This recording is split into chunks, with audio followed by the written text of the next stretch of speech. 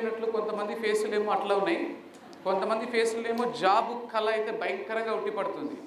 2 రకాల ఫేసులు ఉన్నాయి భయ్య ఇందులో. కొంతమంది ఏమో అయిపోయిందిరా నా జీవితం ఇంకేం లేదురా భయ్ అన్నట్లున్నారు. కొంతమంది ఏమో జాబు కళతో భయంకరంగా ఉట్టిపడుతుంది. మ్యాక్సిమం ఎక్కువ శాతం అయితే మీకు జాబ్ వస్తుందా రాదా మేడం? మీరు ఫోన్ పక్కన పెట్టండి మేడం, బిజీ ఉన్నారు. ఇప్పుడు కూడా బిజీ మేడం మీరు? రైట్. సో పాయింట్ 1, ఎంతమంది జాబ్ కొట్టాలనుకుంటున్నారు భయ్యా? జాబ్ కావాల్సిందే, దింపండి. 3 ఆప్షన్స్ ఇస్తాను నేను. Option A, BC. జాబ్ కొడితే బాగుంటుంది, జాబ్ కొట్టాలి, జాబ్ కొట్టాల్సిందే. కొట్టాల్సిందే అన్న వాళ్ళు చేయొద్దండి సార్. వావ్. జాబ్ కొడితే బాగుంటుంది అన్న వాళ్ళు చేయొద్దండి. ఏ భయ్ కొడితే బాగుంటుందా? కొట్టాల్సిందే వద్దా? రైట్. జాబు కొట్టాలి అన్న వాళ్ళు చేయొద్దండి. కొట్టాలి, కొట్టాల్సిందే అన్న వాళ్ళు నిజాయితీగా ఇప్పుడు ఎత్తండి. నో డౌట్ సార్, దానికోసమే వచ్చినామన్న వాళ్ళు. Very good, nice. మీ ముఖంలో అయితే జాబ్ కల్లా అయితే కనిపించింది నాకు ఇప్పుడే. నిజమా కదా అండి? మీకు జాబ్ వస్తుందా రాదా చెప్పండి. రైట్, ఓకే, రావాలని కోరుకుంటా. సో పాయింట్ 1, సోది లేకుండా 20 నిమిషాల్లో ముగించేస్తా. 20 to 30 మినిట్స్లో క్లోజ్ అయిపోతుంది. ఎందుకంటే సోది వినడానికి మీకు టైం అయినా చెప్పే ఓపిక ఫ్యాకల్టీకి ఉండదు. సో మీరు కూడా బిజీ, నేను కూడా బిజీ. మీరు బిజీ కదా? బిజీయా? నో, ఫ్రీయా? Right, no problem. మీరు ఎప్పుడు బిజీగానే ఉంటారండి. రైట్. ఇకపోతే TET cum DSC maximum TET notification అనేది కమింగ్ సూన్, నో డౌట్. ఇక ఇప్పుడు ఎవరు కూడా మార్చే అవకాశాలు లేవు. సో కొంతమంది ఇంకా అడుగుతున్నారు, ఏమడుగుతున్నారంటే నోటిఫికేషన్ పడుతుందా సార్ అంటున్నారు. ఇంకా పడుతుందంట రాసారని అడుగుతున్నారు. నేను ఒకటే సమాధానం చెప్పాను, నోటిఫికేషన్ గురించి నేను చెప్పలే మేడం, అసెంబ్లీ సాక్షిగా కేసీఆర్ గారు చెప్పారు. ముఖ్యమంత్రి గారే చెప్పినప్పుడు నమ్మకం లేకపోతే ఇంకేం చెప్పాలి మేడం నేను? సో నేను చెప్పలేదండి నోటిఫికేషన్ గురించి. ఎవరు చెప్పారు? డైరెక్టర్ సార్ కూడా చెప్పలేదు. ఎవరు చెప్పారు? సీఎం సార్ గారు చెప్పారు. ఉదయం 10 గంటలకు టీవీలు చూడని చెప్పారు. చూసిరారు టీవీలు అందరూ? అదే పనిలో ఉంటారు కొంతమంది తర్వాతనే చూసి ఉంటారు. బంపర్ బోనెంజలాగా ప్రకటించరు. మ్యాక్సిమం అది అనుకునే షెడ్యూల్ ప్రకారం అయితే 1.5 ఇయర్లో ఆల్ నోటిఫికేషన్స్ ప్రాసెస్ అంతా కూడా అయిపోవాలండి. సో అయిపోయేటట్టే కనిపిస్తుంది నాకు ఎందుకో. సో ఫస్ట్ పాయింట్ ఏంటంటే కమింగ్ సూన్. ఇప్పుడు ఉన్నటువంటి పరిస్థితులలో వచ్చే నోటిఫికేషన్ ఏంటంటే టెట్ నోటిఫికేషన్, ఎస్ఐ కానిస్టేబుల్ ఏమంటున్నారు. సో దానికన్నా ముందు గురుకుల కానీ మనకు టీఎస్సీ కానీ కావాలంటే ఫస్ట్ ఏం కావాలి?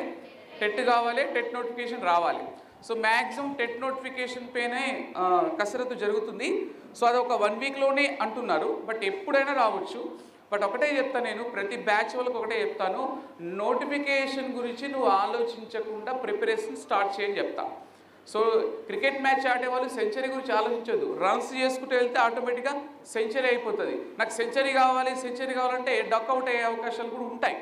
స్ట్రెస్కి లోనైతే మనిషి డక్అవుట్ అవుతారు. అట్లాగే మీరు కూడా నోటిఫికేషన్ అనేది 100% వస్తుంది, దాంట్లో డౌటే లేదు.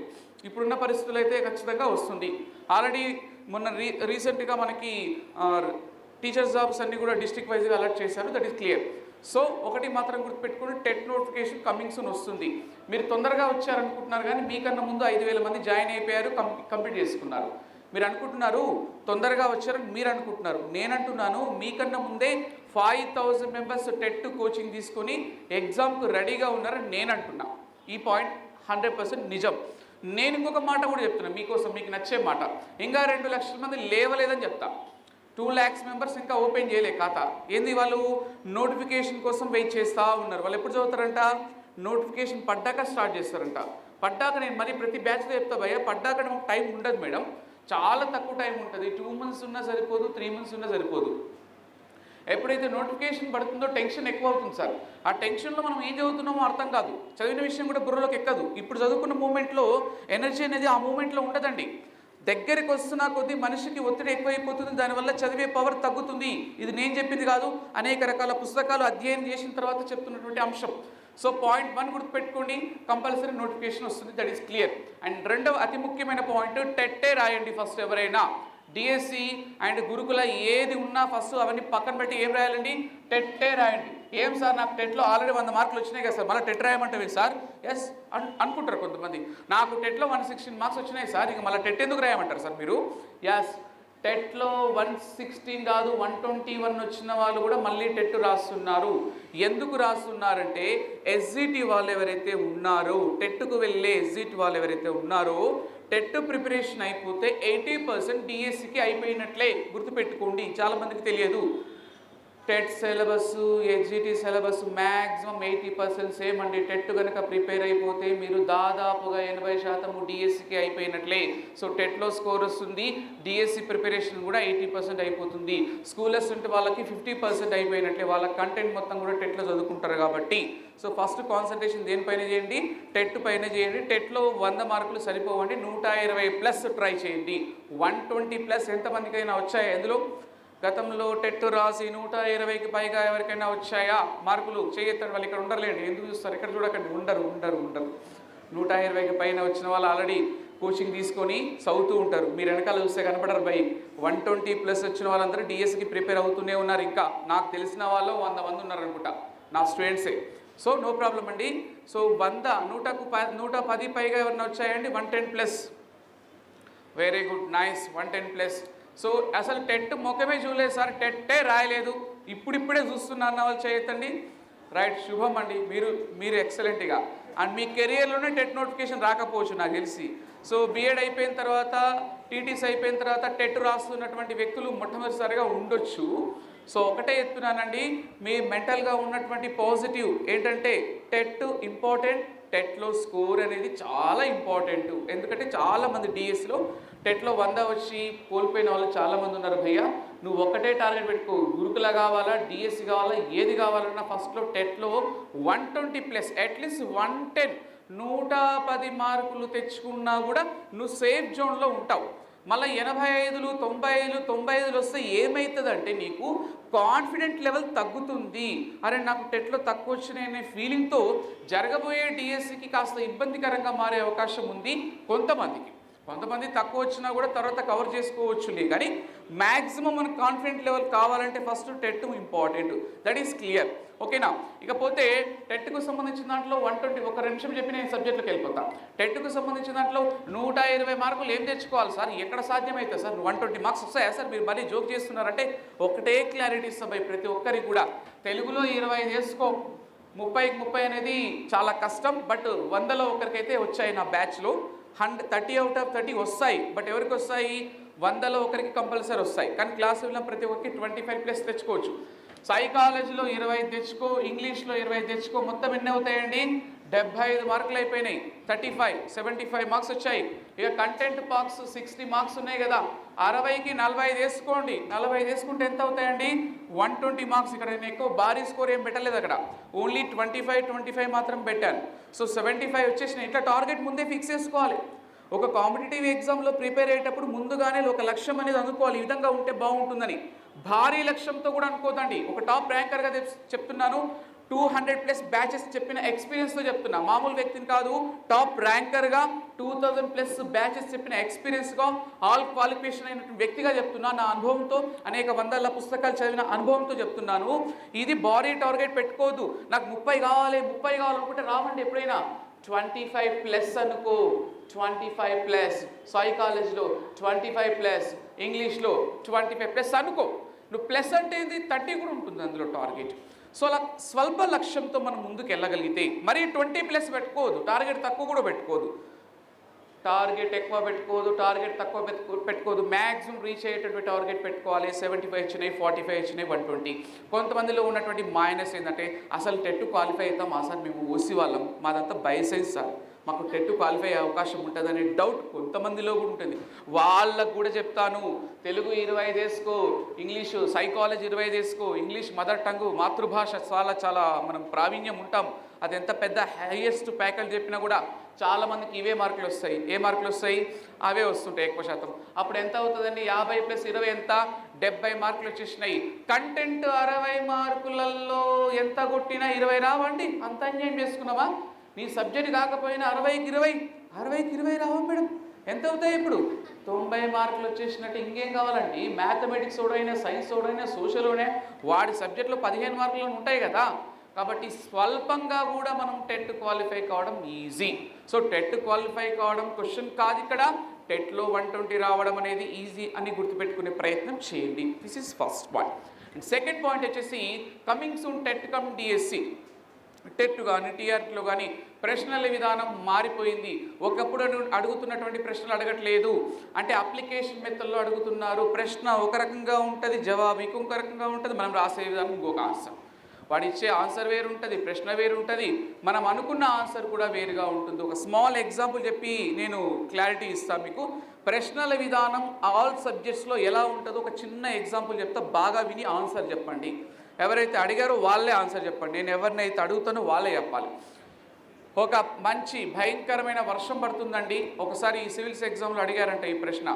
ఒక భయంకరమైన వర్షం పడుతుంది, ఒక కారులో ఒక వ్యక్తి బయలుదేరుతున్నాడు. 25 నుంచి 30 సంవత్సరాల వ్యక్తి ఒక కారులో బయలుదేరుతున్నాడు. నిర్మానుష్యము, చీకటి ప్రాంతము. అలా బయలుదేరుతూ ఉంటే ఒక బస్ స్టాప్ దగ్గర ఒక ముసలామె లిఫ్ట్ అడిగింది ఆ వ్యక్తిని. పాపం జ్వరంతో బాధపడుతుంది, చలితో ఏడుస్తుంది. ఆమె లిఫ్ట్ అడిగింది ఆ వ్యక్తిని. ఆ కారులో బయలుదేరుతున్నాడు. ఆ తర్వాత ముసలామె పక్కనే తన ఫ్రెండ్ అన్నమాట, ఆ కారులో కూర్చున్న వాళ్ళ ఫ్రెండ్ కూడా లిఫ్ట్ అడిగాడు. తను క్లోజ్ ఫ్రెండ్ అనమాట. వాడు కూడా ఏదో ఆపదలో ఉన్నాడు, వాడు కూడా కారు అవసరం, అది వేరే చోటుకి వెళ్ళాలి. కాసేపటి తర్వాత బస్ స్టాండ్లో తన కలల రాని డ్రీమ్, ఎవరైతే ఎలాంటి అమ్మాయి కావాలనుకుంటున్నారో ఆ అమ్మాయి కూడా లిఫ్ట్ అడుగుతుంది అతన్ని. ముగ్గురు లిఫ్ట్ అడుగుతున్నారు భయ్యా. ఒకరేమో ముసలామే, ఒకరేమో తన క్లోజ్ ఫ్రెండ్, ఇంకొక ఆమెమో డ్రీమ్ గర్ల్ అనమాట. సో కార్లో ఒకరికి మాత్రమే లిఫ్ట్ ఇచ్చే అవకాశం ఉంది, ఇంకొకరికి ఛాన్స్ లేదు.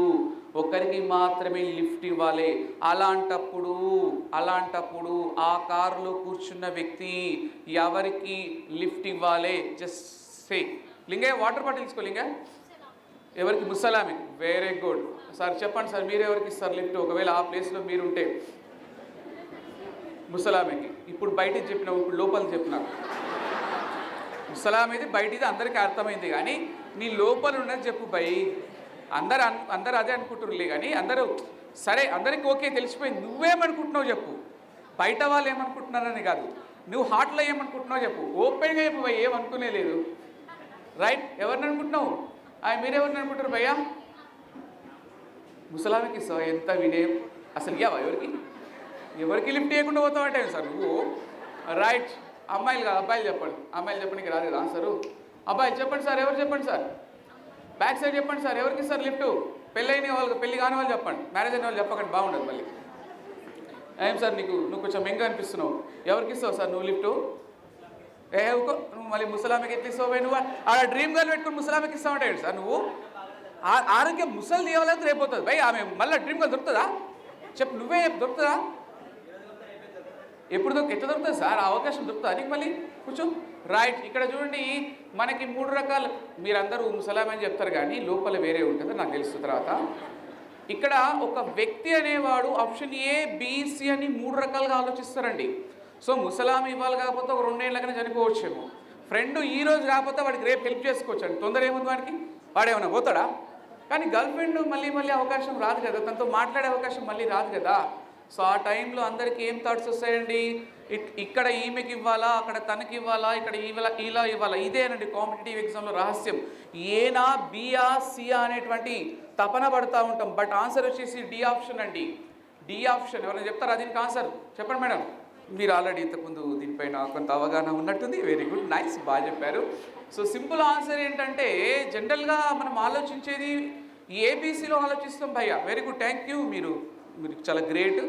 సో 4వ ఆప్షన్ ఎవరికి తెలియదు. 4వ ఆప్షన్ వచ్చేసి అందరికీ న్యాయం జరగాలనే ఉద్దేశం చేత ఫ్రెండ్కు కారు తాళం చేతులు ఇచ్చేసి, బాబు ఈ ముసలామెని తీసుకెళ్ళి హాస్పిటల్లో డ్రాప్ చేసి ట్రీట్మెంట్ ఇప్పించి నీ పని చూసుకొని 1 గంటన్నర తర్వాత ఇక్కడ రానైనా అని చెప్తాడు. సో తర్వాత వాడు వెళ్ళిపోతాడు, వీడు తన ఫ్రెండ్తో మాట్లాడుకునే అవకాశం జరుగుతుంది. అంటే 3 ఆఫర్స్, అంటే ముగ్గురికి న్యాయం జరిగే విషయంగా ఉంది ఇక్కడ. అంటే ప్రశ్నల విధానము ఈ ప్రశ్న అడుగుతారు అనట్లేదు, ఈ పాయింట్ ఆఫ్ మెథడ్లో ఉంటుంది. మనం ఏ అనుకుంటాం, బి అనుకుంటాం, సి అనుకుంటాం. ఆప్షన్ వచ్చేసి ఏముంటుందండి? డి ఉంటుంది. అంటే మన మెమరీకి మన మెమరీ అనేది షార్ప్గా ఆలోచించాలి, ఒక పద్ధతిగా ఆలోచించాలి, ప్రొఫెషనల్గా ఆలోచించాల్సిన అవసరం వస్తుంది. కాబట్టి రాబోయేటువంటి టెట్కమ్ డిఎస్లో మీరు అనుకున్న పేపర్ అనేది ఉండదండి, చాలా డిఫరెంట్గా ఉంటుంది. ఆన్సర్స్ కూడా అక్కడే ఉంటాయి, కానీ కన్ఫ్యూజ్ చేసే అవకాశాలు ఎక్కువగా ఉంటాయి. ఇది ఒక సబ్జెక్ట్లోనే కాదండి, ఆల్ సబ్జెక్ట్స్లో కూడా. తెలుగు, సైకాలజీ, ఇంగ్లీష్ అన్నింటిలో కూడా ఇలాగే ఉంటుంది. That is clear. And next subject విషయానికి వచ్చేస్తే ప్రశ్నల విధానం ఎలా ఉంటుందంటే, ఒక ప్రశ్న అడిగితే ఆన్సర్ చెప్పండి.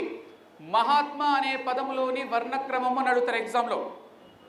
మహాత్మా అనే పదంలోని వర్ణక్రమము అని అడుగుతారు. ఎట్లా విడదీస్తారు మహాత్మా అనే పదాన్ని? సంధి కాదండి, వర్ణక్రమం.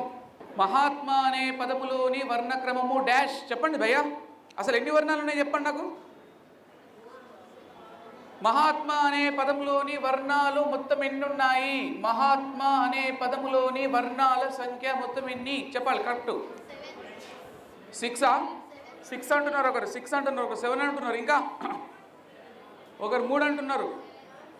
ఇక్కడ చూడండి, మహాత్మా అనే పదంలోని వర్ణక్రమం అన్నా వర్ణాలన్నా ఎలా విడదీయాలంటే అందరు ఏమనుకుంటారంటే 3 అనుకుంటారు, కొంతమంది 4 అనుకుంటారు.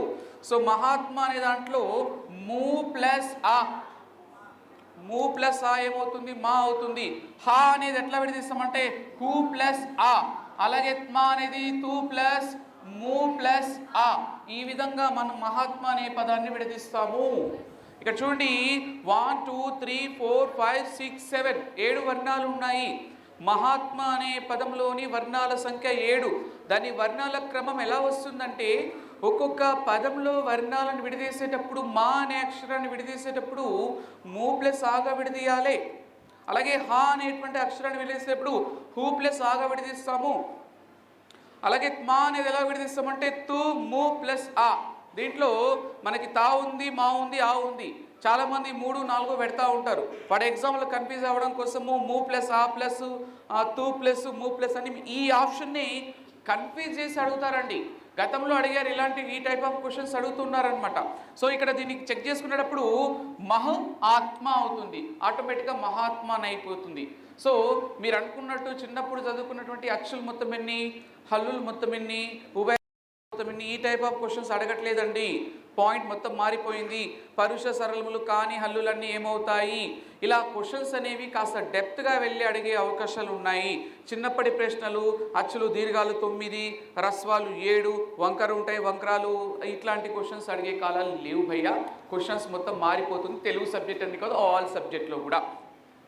అలాగే చిన్నప్పటి నుంచి మనం తెలుగు అంటే అందరూ ఈజీ అనుకుంటారు. ఇప్పుడు కూడా కొంతమంది ఈజీ అనుకుంటారు. రామయ్యకు ఒక వ్యక్తి వచ్చాడండి, వాడికి టెట్లో 117 మార్క్స్ ఏమొచ్చాయి, తెలుగులో 13 మార్కులు వచ్చినాయి. ఎప్పుడు నా కోచింగ్ రాకముందు తెలుగులో 13 మార్కులు రావడం వల్ల వాడికి స్కోర్ తగ్గిపోయింది. అలాగే తెలుగులో ఇంకో 10 మార్కులు వచ్చుంటే వాడి స్కోరు 127 దాకా వచ్చేది. మళ్ళీ రీసెంట్గా జాయిన్ అయ్యారు లేదు. సో మనం అనుకున్నటువంటి ఉత్పలమాల గణాలు చెప్పండి. ఉత్పలమాల గణాలు, చంపకమాల గణాలు, శార్దూలం గణాలు ఇలాంటివి అస్సలు అడగరు. ఇవి అయిపోయినాయి. ఉత్పలమాలలు, చంపకమాలలు, ఏ మాలలు లేవండి. వాడన్నీ కూడా ఆటవలది, ముత్యాల సరాలు, కందము, ద్విపద, తేటగీతి గణాలలో యతిస్థానమని, ఏ పద్యంలో 2 భాగాలు ఉంటాయి, ఏ పద్యంలో బేసిగణం జగనంగా ఉండకూడదు, ఏ పద్యం 6వ గణం నలకాని జగనం కాని ఉంటుంది, 2 భాగాల చివర ఏ పద్యంలో ఉంటుంది. ఇలా కంప్లీట్గా ఉపజాతులు, జాతులకు సంబంధించిన ప్రశ్నలు అడిగే అవకాశాలు ఎక్కువగా ఉన్నాయి కమింగ్ టెట్ TRTలో. ఈ విషయాన్ని గుర్తుపెట్టుకోండి. మాలలు ఇవన్నీ పనికిరావు, చదవాలి కానీ ఆ పాయింట్ ఆఫ్ వ్యూలో క్వశ్చన్స్ అడగరు. అలాగే సమాసాల విషయానికి వచ్చేసే చిన్నప్పుడు చదువుకున్న సమాసాలు 3 చేపలు 4 చేపలు ఇలాంటి ప్రశ్నలు అడగరు భయ్యా. ప్రతిదినము, ప్రతిక్షణము మిమ్మల్ని ఎట్లా కన్ఫ్యూజ్ చేస్తారంటే, ఫర్ ఎగ్జాంపుల్ త్రినేత్రుడు అనే పదములోని సమాసము అని అడుగుతారు. చెప్పండి, త్రినేత్రుడు అనే పదంలోని సమాసము ద్విగు సమాసం ఇస్తాడు, బహురీ సమాసం ఇస్తాడు, అవ్యయభావ సమాసం ఇస్తాడు, ఏది కాదు ఇస్తాడు. త్రినేత్రుడు అనే పదములోని సమాసము ద్విగు సమాసము, బహురీ సమాసము, అవ్యయభావ సమాసము, ఏది కాదు. ఏది చెప్పండి కరెక్ట్గా? బహురీ సమాసమా? ఏది కాదా? ఏది కాదు కూడా ఇచ్చారు ఆప్షన్లు, నో డౌట్. మనం కన్ఫ్యూజ్ అయిపోతూ ఉంటాం. త్రినేత్రుడు అనే నెంబర్ కనిపించారు, అరే దిగు సమాసం ఉన్నట్టుంది కదరా అనిపిస్తుంది. మళ్ళా పక్కన బహురీ సమాసమేమో అనిపిస్తుంది కదా. బిట్టు 2 ఆప్షన్స్ నీ కంటికి కనిపించినాయంటే బిట్టు డైలమా ఉంటే ఫట్టు, నో డౌట్. కాంపిటేటివ్ ఎగ్జామ్లో మోస్ట్ ఇంపార్టెంట్ సార్, గుర్తుపెట్టుకోండి. ఒక బిట్టు డైలమా ఉంది, అటు ఇటుగా ఊగుతున్నామంటే పోయినట్టే బిట్టు, మ్యాక్సిమం పోయినట్టే 90%. ఎందుకంటే మనకు అదృష్టం కలవదు ఇప్పటికి కూడా. కాంపిటేటివ్ ఎగ్జామ్లో అదృష్టం నమ్ముకోదండి. 10 బిట్లు గుడ్డిగా పెట్టండి, 2 కన్నా ఎక్కువ రావు. మనం అనుకుంటాం 10 10 వస్తాయి, కాన్ఫిడెంట్, నో ఛాన్సే లేదు. 10 బిట్లు కంటిన్యూగా ఏదైనా కొడితే 2 3 వస్తాయి తప్ప సక్సెస్ కాలేమండి. సో ఎప్పుడైనా త్రినేత్రుడు చూసినంబడే ఆ సమాసం పేరు తెలిసి ఉండాలి. త్రినేత్రుడు అనే పదంలోని సమాసము ద్విగు సమాసము కానే కాదు. దట్ ఈస్ గోస్ టు బహువ్రీ సమాసము. అన్యపద ప్రాధాన్యత కలిగినది బహువ్రీ సమాసము. మరి ద్విగు సమాసము ఎందుకు కాదు అనేది క్లాస్ రూమ్లో ఎక్స్ప్లెయిన్ చేస్తాను. త్రినేత్రుడు అనేది ద్విగు సమాసం ఎందుకు చేసుకోదు సార్? బహువ్రీ సమాసమే ఎలా అవుతుంది? మరి 3 కనిపిస్తుంది కదా, నెంబర్ కనిపిస్తుంది కదా, ఎందుకు అనేటువంటి ఇట్లాంటి సున్నితమైన అంశాలన్నీ కూడా మనకి క్లాస్ రూమ్లో ఎక్స్ప్లెయిన్ చేయడం జరుగుతుందండి. దానికి పెద్ద థియరీ పార్ట్ ఉంటుంది. సో సమాసాలకు సంబంధించిన కంప్లీట్ క్లారిటీ ఉండాలి సార్. 3 చేపలు 4 చేపలు ఇలాంటివి కాదండి. సమాసాల్లో ఉన్న రకాలు తెలియాలి. తత్పురుష సమాసము, కర్మధారయ సమాసము, ద్విగు సమాసము, ద్వంద్వ సమాసము, బహువ్రీ సమాసము, అవ్యయభావ సమాసము. సబ్జెక్ట్ అనేది మ్యాక్సిమం కమాండింగ్లో ఉండాలి సార్. తెలుగు అనే కాదు, ఆల్ సబ్జెక్ట్ విత్ కమాండింగ్తో ఉన్న వాళ్ళు మాత్రమే కాంపిటేటివ్ ఎగ్జామ్లో సక్సెస్ కాగలుగుతారు. గుర్తుపెట్టుకోండి. ఊగుతున్నామంటే ఊగినట్టు అవుతుంది బతుకు. సో తత్పురుష సమాసంలో మళ్ళా టైప్స్ ఉంటాయి. ప్రథమ తత్పురుష, ద్వితీయ తత్పురుష, తృతీయ, చతుర్థి, పంచమి, షష్ఠి, సప్తమి, నైతత్పురుష. అలాగే కర్మధారయ సమాసంలో విశేషణ పూర్వపద, ఉత్తరపద, ఉభయపద, ఉపమాన పూర్వపద, ఉత్తరపద, సంభావన పూర్వపద, అవధారణ పూర్వపద. ఇంత కమాండింగ్ ఉండాలి ప్రతి టాపిక్లో కూడా. ఇది మోస్ట్ ఇంపార్టెంట్ అండి కాంపిటేటివ్ ఎగ్జామ్లో. దయచేసి క్లాసులో ఉన్న వాళ్ళు ఒకటే గుర్తుపెట్టుకోండి, డెమోకు మ్యాక్సిమం వినడానికి వస్తారు, పక్క వాళ్ళని డిస్టర్బ్ చేయకండి. This is most important. కొంతమంది కాన్సన్ట్రేషన్తో వింటుంటే మధ్యలో చెవులు ఊతాడు, అట్లా ఊతకండి. మ్యాక్సిమం నువ్వు కొట్టాల్సిందే అన్నప్పుడు దానికి ప్రాణం పెట్టాల్సిందే. Most important sir. నేను ఒక కసితో చెప్తున్న పాయింట్, నువ్వు జాబ్ కొట్టాల్సిందే అంటే దానికి ప్రాణం పెట్టాల్సిందే. అప్పుడు మాత్రమే జాబ్ కొట్టగలుగుతావు తప్ప నువ్వు చిన్న ఇంటర్మీడియట్లో టాపు, నేను డిగ్రీలో తోపు, ఇవన్నీ పనికిరావు సార్. కొంతమంది పేరెంట్స్ అనుకుంటారు మా అమ్మాయి చాలా హుషారు సార్. కొంతమంది అంటారు నా దగ్గరకు చెప్పినప్పుడు, ఎప్పుడు ఒకసారి వచ్చారు, ఈ మధ్య రావట్లేదు, మా అమ్మాయి ఇంటర్మీడియట్లో టాప్ సార్, మా అమ్మాయి డిగ్రీలో కాలేజ్. అవన్నీ సెట్ కావండి.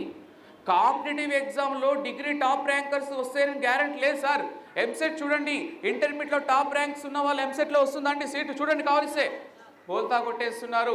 10th క్లాస్ సప్లిమెంటరీ ఎగ్జామ్ రాసిన వాళ్ళు కూడా కాంపిటేటివ్ ఎగ్జామ్లో టాప్ 10 ర్యాంకర్లో ఉన్నారు. ఆ విషయం గుర్తుపెట్టుకుంటాయి. కాబట్టి కాంపిటేటివ్ మెథడ్ వేరు సార్, మీరు చిన్నప్పుడు చదువుకున్న విధానం వేరు సార్. కాబట్టి మొత్తాన్ని పసిగట్టుకొని మనం చేసే ప్రయత్నం ఇంపార్టెంట్. ప్రతి దాంట్లోనూ ఇప్పుడు ప్రశ్న అడుగుతా ఆన్సర్ కరెక్ట్గా చెప్పాలి. మీరు సముద్రాలు అనే పదము విడదీసి సంధి పేరు చెప్పాలి. సముద్రాలు అనే పదాన్ని విడదీసి సంధి పేరు చెప్పాలి. చెప్పండి. మీ విడదీయడం ప్రాధాన్యత సముద్రాలు ఎట్లా విడదీస్తారు? సముద్రాలు అనే పదాన్ని విడదీసి సంధి పేరు చెప్పండి. సముద్ర ప్లస్, గట్టి చెప్పండి, సముద్ర ప్లస్ ఆలు ఏ సంధి అవుతుంది? రుగాగమ సంధి. ఆప్షన్లో అది కూడా ఇస్తారు. ఫస్ట్ ఆప్షన్లో మీరు ఎట్లా విడదీస్తారో అట్లనే ఇస్తారు సార్. అది ఆన్సర్ కాదు భయ్. సముద్ర ప్లస్ ఆలు కాదండి, సముద్రము ప్లస్ లు, దట్ ఈస్ గోస్ టు లులనల సంధి. మనకి లులనల సంధి పైన కూడా ఐడియా ఉండాలి. గతంలో అడిగారు ఈ టైప్ ఆఫ్ క్వశ్చన్స్. అంతేగాని రామాలయం ఏ సంధి, దేవాలయం ఏ సంధి, రామయ్య ఏ సంధులు అడగరు భయ్. సముద్రాలు కానీ, పేదరాలు కానీ, బీదరాలు కానీ, ఇతోదికము కానీ, నభస్సుమం అనే పదంలోని సంధి కానీ, వెన్నెల అనే పదంలోని సంధి కానీ, ముమ్మారు అనే పదంలోని సంధి, ఈ టైప్ ఆఫ్ క్వశ్చన్స్ వస్తాయండి కమింగ్ సూన్. అంటే ప్రతి ఒక్క సంధి పైన కంప్లీట్గా అవగాహన ఉండాలి. కేవలం 4 సూత్రాలు నేర్చుకుంటాం మీరని కాదు, నేను కూడా చిన్నప్పుడు 4 నేర్చుకున్నా. ఏం నేర్చుకున్నా? సవర్ణ దీర్ఘ సంధి, యనాదేశ సంధి, గుణ సంధి, వృద్ధి సంధి. ఇక అంతే సార్. నేనేమి మీకన్నా ఎక్కువ కాదు. చిన్నప్పుడు మాకు ఏవే నేర్పించారు అవే నేర్చుకుని వచ్చిన. కానీ అవి అడగరు సార్. అవి అడిగేటువంటి పరిస్థితి లేదు. అందులో కూడా మనం తప్పు చేస్తాం. మళ్ళీ ఇంకొక కళా నైపుణ్యం ఏం తెలుసా? ఆ 4 ఇచ్చిన తప్పు చేస్తాం. ఫర్ ఎగ్జాంపుల్ వ్యాకరణం అనే పదాన్ని విడదీయండి అంటారు ఎగ్జామ్లో. వ్యాకరణం అనే పదాన్ని ఎట్లా విడదీస్తారు మేడం? ఏమో సార్, ఇంత సబ్జెక్ట్ ఉందా సార్, నాకేం తెలియకపోయా సార్. కొంతమంది మనసులు ఇంతగానమా సార్, ఎప్పుడు చదవాలి సార్ ఇవన్నీ? సో వ్యాకరణం అనే పదాన్ని అందరూ ఎట్లా విడదీస్తారు? వ్యాక ప్లస్ అరణం, అరణం ఏమవుతాడు? వ్యాకరణం అనే పదాన్ని వి ప్లస్ ఆకరణంగా విడదీయాలి. వ్యాకరణం అనే పదం ఎట్లా విడదీస్తామండి? వి ప్లస్ ఆకరణము, విశిష్టమైన ఆకృతి కలది. దట్ ఈస్ గోస్ టు యనాదేశ సంధి. ఈ ఊరులకు అసవర్ణాచులు పరమైతే యావరలు ఆదేశమవుతాయి. That is యనాదేశది. ఆదేశానికి ఏకాదేశానికి తేడా అడుగుతారు ఎగ్జామ్లో. మనం 2 ఒకటే అనుకుంటాం సార్. ఏకాదేశంకి ఆదేశానికి ఉన్న తేడా ఏంటని అడుగుతారు. So different type questions madam. నేను ఒక్కటే చెప్తున్నానండి, ఇప్పుడు ఉన్నటువంటి డిఎస్సి మిస్ అయితే మళ్ళీ డిఎస్సీలు లేవండి. ఒకటే ఛాన్స్ కదా, ఆ ఛాన్స్లో రిస్క్ ఎందుకు తీసుకుంటారు? వాడిచ్చిన సిలబస్ మొత్తం క్లారిటీగా కమాండ్గా చదివి వెళ్ళిపో ఎగ్జామ్కి, నో డౌట్. వద్దన్న నీకు బిట్స్ వచ్చేస్తాయి ఆటోమేటిక్గా. నువ్వు సగం చదువుకుని వెళ్తే సగం సగమే ఉంటుంది బేరం. నో సార్, రిస్క్ తీసుకోకండి, చాలా శ్రమించాల్సిన అవసరం వస్తుంది. ప్రతి ఒక్క సూత్రం కూడా సవరెదిరేసింది కాదు, సందులోకి వెళ్ళి 2 బిట్లు వస్తాయండి కాంపిటేటివ్ ఎగ్జామ్లో. తెలుగులో టెట్లో 2 వస్తాయి, డిఎస్సిలో 1 కానీ 2 కానీ రావచ్చు. ఒకసారి టెట్లో 1 వచ్చి డిఎస్సిలో 2 వస్తాయి. కాబట్టి సందులకు సంబంధించిన సవరెదిరేసింది, గుణసంధి, వృద్ధి సంధి, యనాదేశంధి, అత్వసంధి, ఇత్వసంధి, ఉత్వసంధి, త్రికసంధి, సరళాదేశంధి, గసర్ధవాదేశంధి, పట్వాదేశంధి, పుంపాదేశంధి, విసర్గసంధి, ప్రాతాదేశంధి, లులనల సంధి, రుగాగమ సంధి, A to Z with finger మీద తిప్పే స్థాయిలో మీరు ఉండాలి సార్. నేను బట్టి పట్టి చెప్పట్లేదు madam, this is commanding. Commanding వేరు, బట్టి వేరు. బట్టి అంటే 10 రోజులు గుర్తుంటుంది, కమాండింగ్ అంటే లైఫ్ లాంగ్ గుర్తుంటుంది. వితౌట్ ప్రిపరేషన్ వచ్చేస్తుంది మ్యాటర్ ఫ్లోలో వెళ్ళిపోవాలి. 10,000 వాళ్ళ పేలినప్పుడు సౌండ్ ఎట్లా వస్తుందో నీ లోపలికి వెళ్ళి సబ్జెక్ట్ అంత భయంకరంగా రావాలని నేను కోరుకుంటున్నా. మిమ్మల్ని భయపెట్టాలని కాదు, జాగ్రత్త పడమని చెప్తున్నా. భయపెట్టడం వేరు, జాగ్రత్త పరచడం వేరు. మీకు టైం ఉంది, మీకు ఇంకా చేతిలో ఉందని సమయం ఉంది, ఇంకా నోటిఫికేషన్ ఇంకా రాలేదు, మీకు చదువుకోవడానికి అవకాశం ఉంది కాబట్టి చెప్తున్నాను. ప్రయత్నం చేయండి, భీభత్సంగా ప్రయత్నం చేయండి. మీరు కొట్టే వరకు దాన్ని వదలకండి. సో తెలుగు సబ్జెక్టులు ఇంకా చాలా ఉంటాయండి మ్యాటరు. నాకు ఈ 20 మినిట్స్ 30 మినిట్స్లో మొత్తం చెప్పేటువంటి సమయం ఉండదు. జస్ట్ మోడల్ ఎట్లా ఉంటుందో చెప్తున్నా.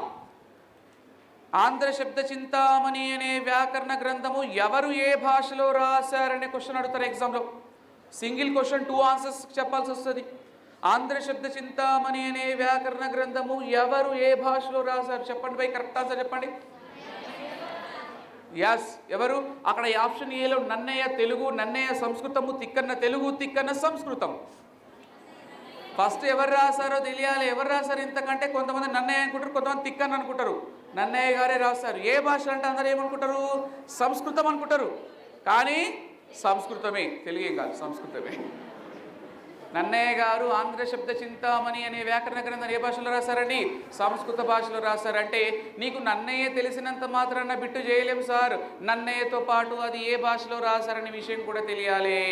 కాబట్టి కంటెంట్ పార్ట్లో కూడా నన్నయ్య, తిక్కన్న, ఎర్రన్నతో పాటు తెలంగాణ కవులు, తెలంగాణ కాబట్టి కాళోజీ నారాయణరావు కానీ, అందేశ్రీ కానీ, దాశరథి కృష్ణమాచార్యులు, దాశరథి రంగాచార్యులు, సురవరం ప్రతాప్ రెడ్డి గారు, ఇలా బమ్మెర పోతన్న గారు, ప్రతి ఒక్క కవి గురించి, ప్రతి ఒక్క విషయం గురించి విత్ కమాండింగ్లోనే ఉంటే మనం డిఎస్సిలో సాధ్యం చేసుకోగలుగుతాం సార్ జాబ్.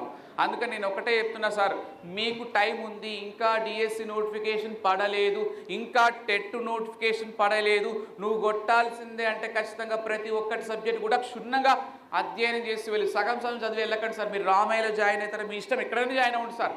నేను రామాయణనే జాయిన్ అవ్వమని చెప్పట్లేదు.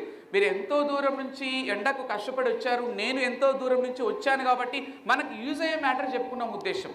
నేను మీకు చెప్తున్నానంటే మీకు యూజ్ అవ్వాలి. మీరు ఇక్కడికి వచ్చారంటే ఏదో తెలుసుకోవాలని తప్పంతో వచ్చారు, జాయిన్ అవ్వాలని తప్పంతో కొంతమంది వచ్చి ఉండొచ్చు.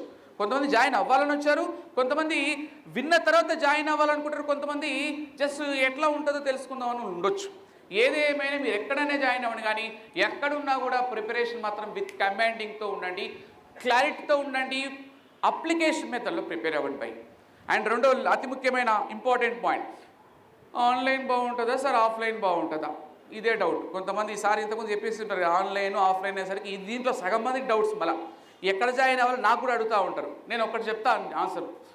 ఒకవేళ నీకు సమయం ఉంది, నువ్వు యంగే, నీకే ఏజ్ ఉంది, బాగానే ఉన్నావు, డబ్బులు కూడా కొంతవరకు మీ ఇంట్లో ఇస్తున్నారు, వచ్చే ఆఫ్లైన్కి వచ్చే అందరితో చదువుకో.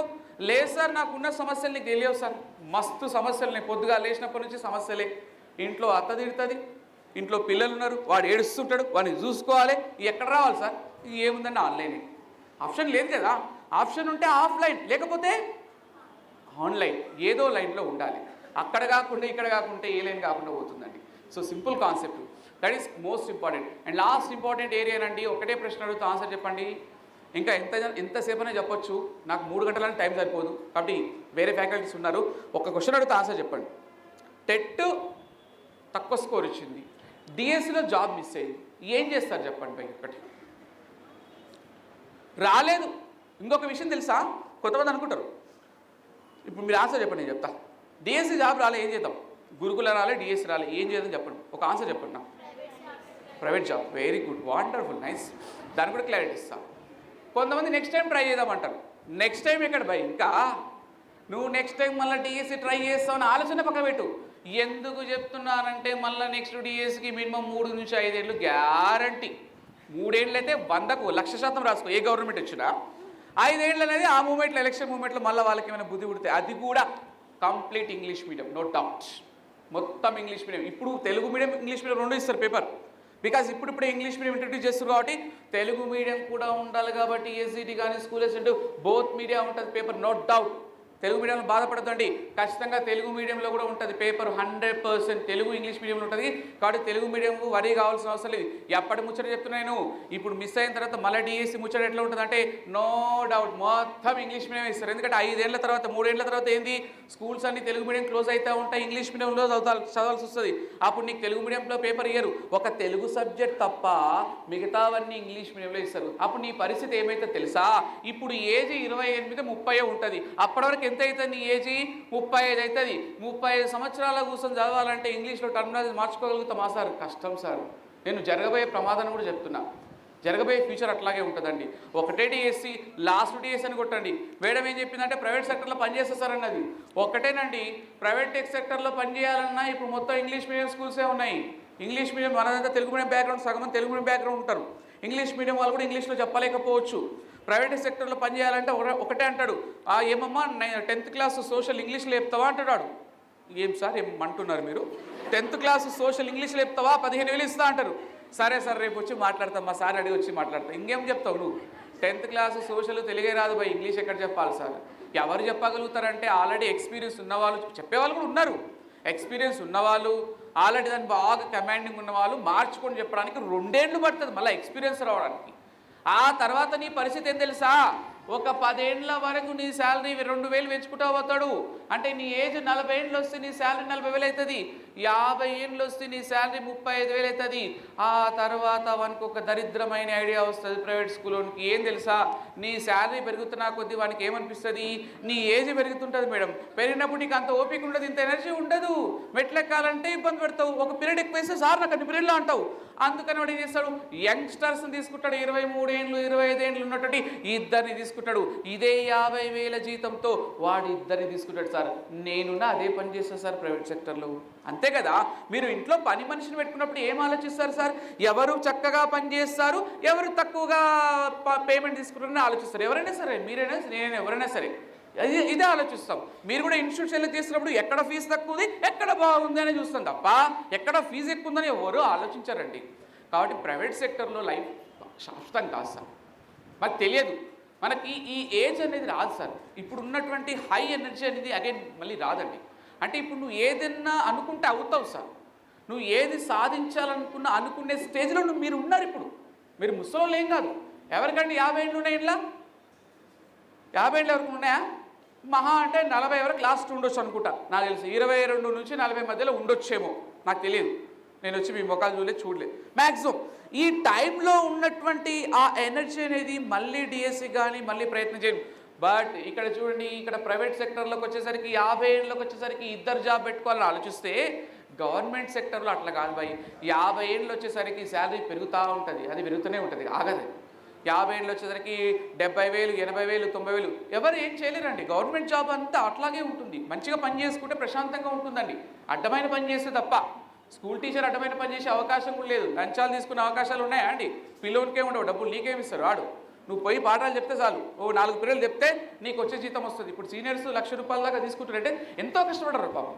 వాళ్ళు 25 ఏళ్ల నుంచి చేస్తున్నారు కాబట్టి ₹1,00,000 జీతం అని. అదే ₹1,00,000 ప్రైవేట్ సెక్టర్లో వచ్చేసరికి 4 తీసుకోవాలనే ఐడియా వస్తుంది. ఒకరు బెటరా, 4 బెటరా? సో ప్రైవేట్ శాశ్వతం కాదు బై. దానికోసమే గవర్నమెంట్ జాబ్ కోసమే చివరి వరకు ప్రయత్నం చేయండి.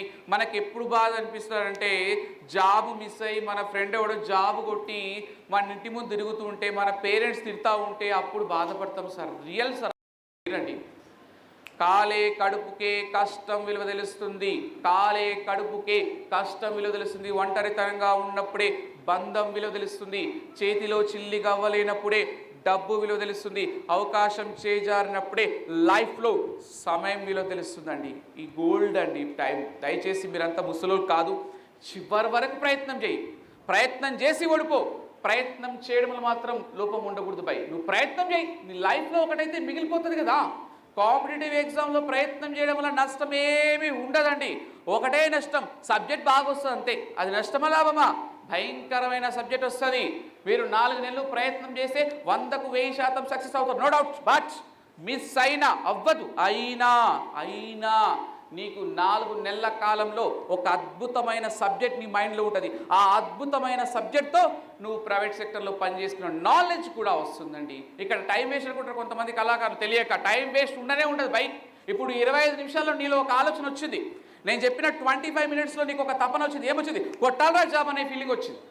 ఎస్, అది వస్తుంది. మీకు ఖాళీగా ఏం రాలే, ఇప్పుడు రావడం వల్ల ప్రయోజనం వచ్చింది. కాబట్టి కంపల్సరీ గుర్తుపెట్టుకోండి మేడం, ఒకటే దీపం ఉన్నప్పుడు ఏం చేయాలి మేడం? ఇల్లు వద్దండి, ఇల్లు ఓల్డ్ డైలాగ్ అయిపోయింది మేడం. దీపం ఉన్నప్పుడే 4 అక్షరాలు నేర్చుకొని జాబ్ కొట్టుకోవాలి బై. జాబ్ కొట్టుకోండి సార్. మీరు ఎక్కడైనా ఉండండి బై, హ్యాపీగా ఉండండి.